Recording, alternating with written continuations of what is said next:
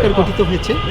নতুন সরকারের কাছে বাংলাদেশ ব্যাংকের ভাবমূর্তি যাতে নেতিবাচকভাবে উপস্থাপিত না হয়, বাংলাদেশ ব্যাংকের কারো কোনো কর্মকাণ্ডে কোনো গোষ্ঠী বা কেউ যদি সংক্ষুব্ধ হয় সেটা আলোচনার মাধ্যমেই সমাধান করাটাই শ্রেয় হবে।